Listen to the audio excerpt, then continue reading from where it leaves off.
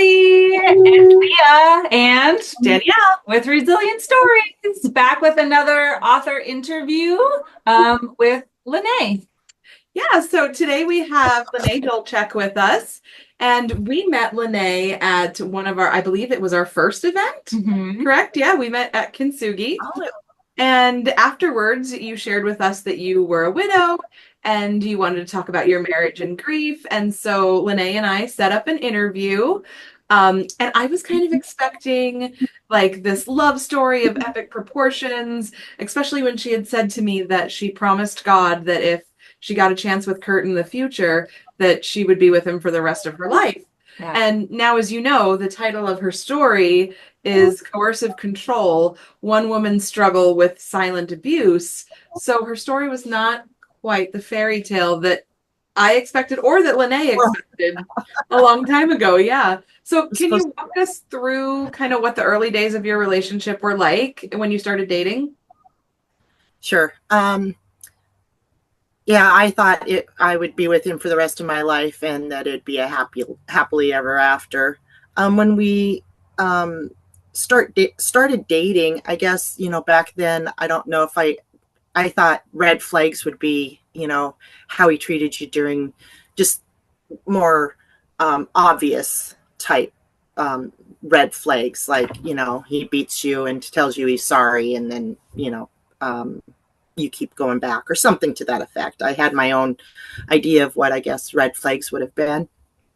And, but looking back, the red flags would have been, I wasn't necessarily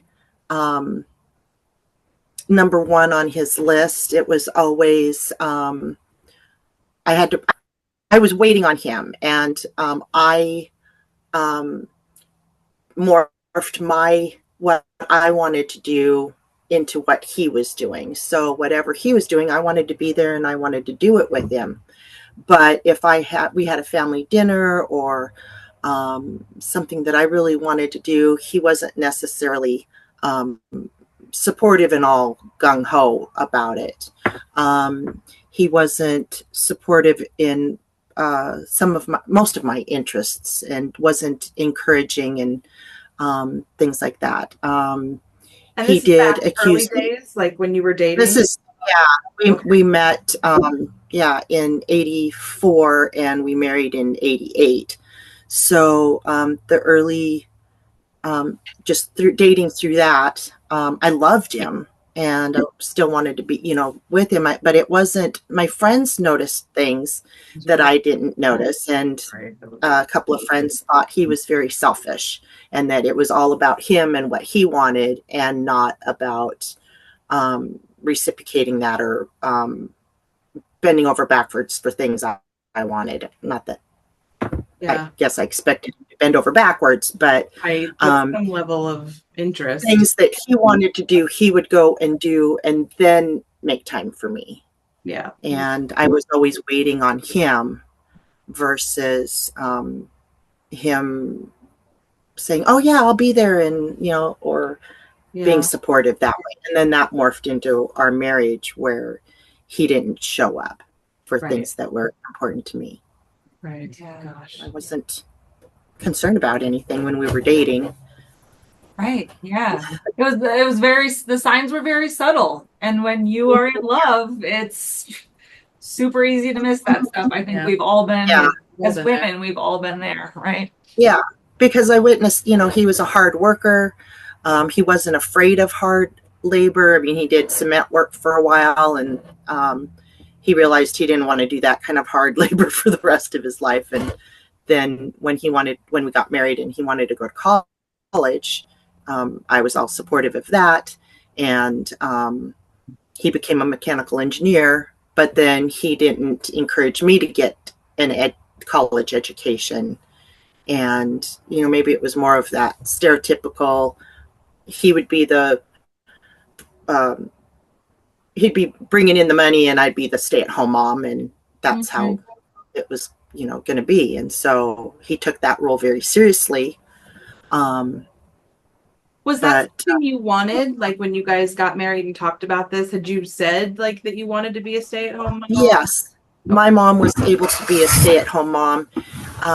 His mom worked, but he also got to go to his grandma's after school. So he didn't miss out on being cared for. Right. You know, he wasn't necessarily a latchkey kid because he'd go to his grandma's and have an adult in charge. Right. And I had a stay-at-home mom my mom didn't work once she had kids. Yeah. So you mentioned in your story that during your marriage, and you mentioned here a little bit, there was no overt abuse, not the obvious things we think of, like hitting or yelling. Right. Or pushing anything. Right. But you still always felt like you were never able to live up to Kert's expectations of you. Yes. Can you give us a few examples of that? One of the things that he would do would be tell me about other like coworkers' wives and what their wives were doing. And I always felt compared to others. I always felt that he wanted, I would have loved to have been someone like his mother. My mother-in-law was a great mother-in-law, and still love her. We don't really have anything to do with each other, just being polite, and they are good to me when they talk to me and stuff like that. But I lost track of what I was going to say. Okay. But he would scrutinize things like groceries. He would micromanage everything at home. He treated me like I was incapable, or I think what happened was I gave my power away, or I didn't assert myself. I was more like, I'll just mold into, you know, I just, if I got criticized or whatever, then I wasn't good enough. But he would track our spending. He'd call it doing the budget, but he would track our spending. So I'd bring home the grocery list, and he'd scrutinize the grocery list, and he'd say, "What's this for $14.99? Anything above, $5." Sometimes he'd ask me what it was, and I'd have to come look at the receipt, and because I'd put groceries away and everything, and I'd say, "Oh, it was that such and such that you wanted," and because we'd keep a grocery list on the fridge, if when we were out of something or wanted something, we'd put it on the grocery list. And so then you go, oh, okay. And so I felt like if I spent any more money than a certain amount on one particular item, that would draw attention to him. And then he would ask me what that item was. And probably 99% of the time, it was something he had put on the grocery list, and he didn't remember or would think would be that expensive. But then he'd track all of our spending on the Excel sheets. Is that it? Excel. Mm-hmm. So he would have, I still have them all. He would have, gas, groceries, Lynae's haircuts, Lynae's clothes, Lynae's makeup. And then he'd have the boys, school clothes. And I don't know if, and he'd have everything categorized, and he'd keep track to the penny of what we were spending. So to me, as a budget is, we have $100 for this, and $30 for entertainment this week, or whatever, right. And that trying to stick to a budget. Yeah, but I guess you'd say I was raised middle income family, so we didn't go without anything. And so I didn't really budget or think, oh, I only have $200 for groceries, I have to stick to it. So if something was on the grocery list or on a list, or he would also give me errands and phone calls to make.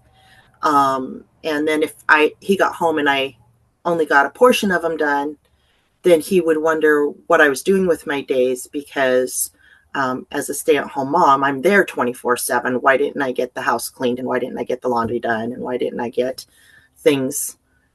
Because he thought if he was staying at home, he'd get all that stuff done and have no excuses.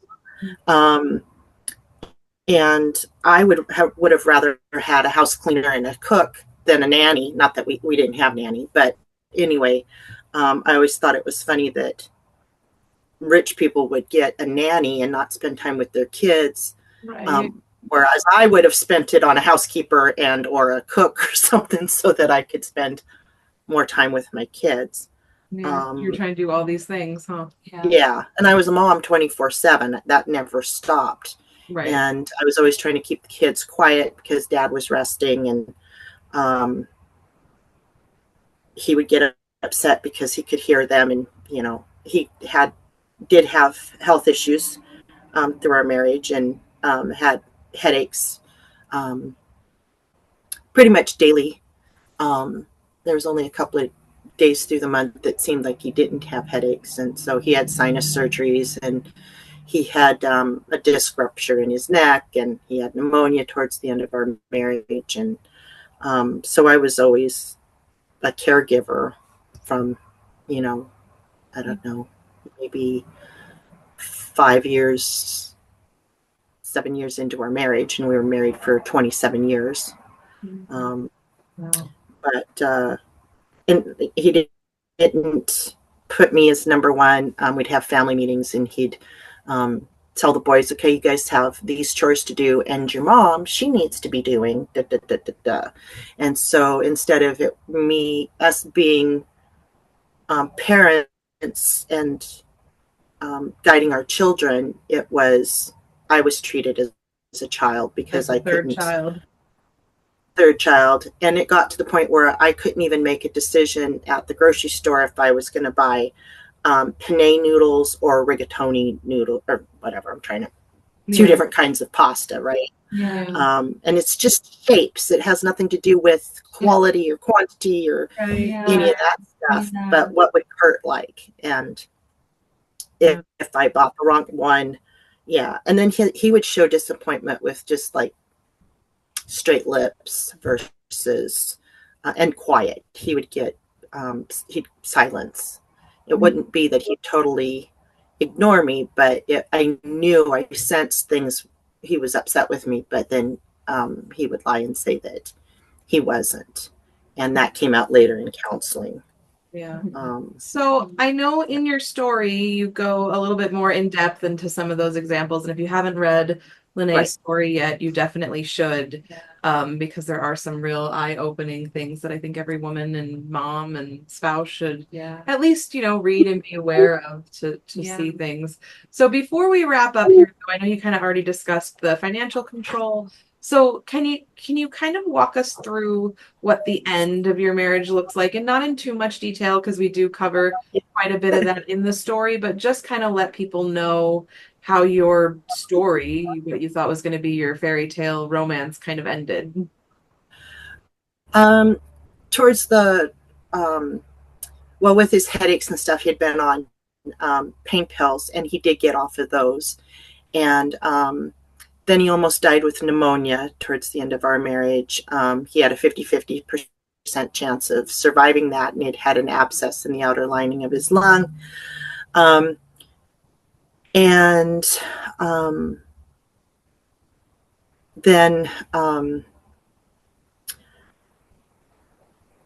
he was not including me in things. He wouldn't show up for different things that was going on at my work that I wanted him to come to. It was like family events and stuff.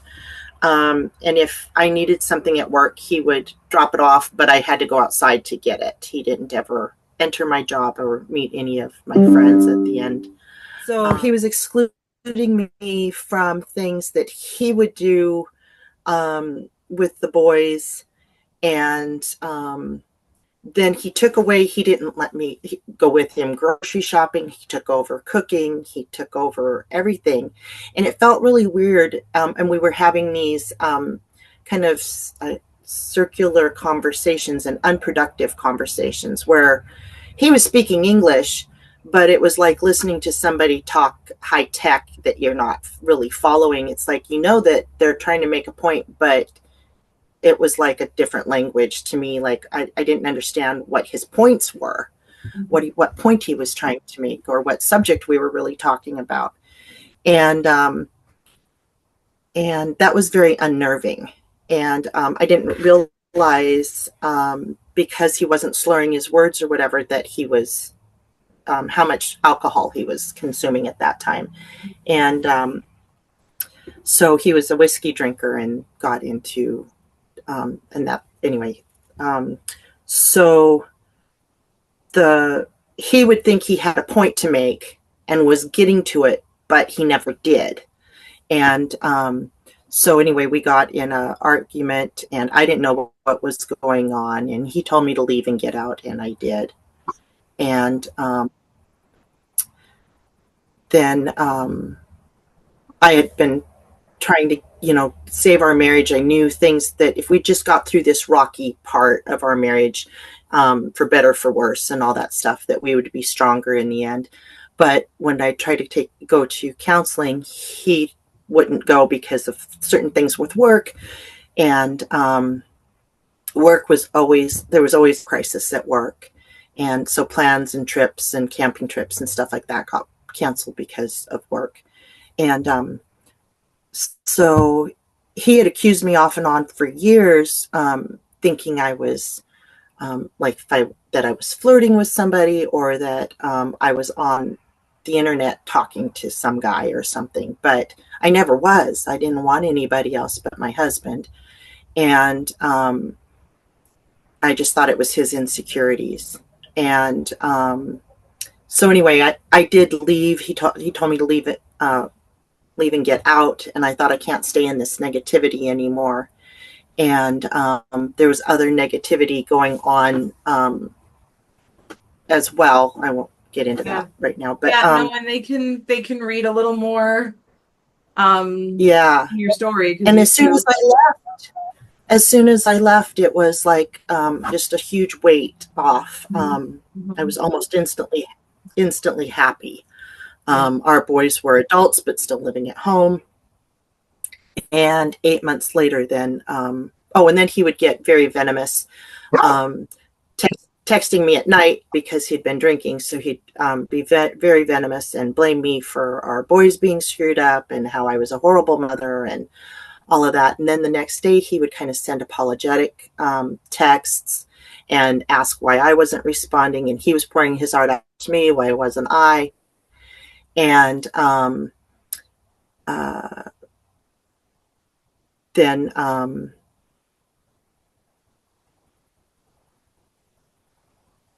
once we separated, and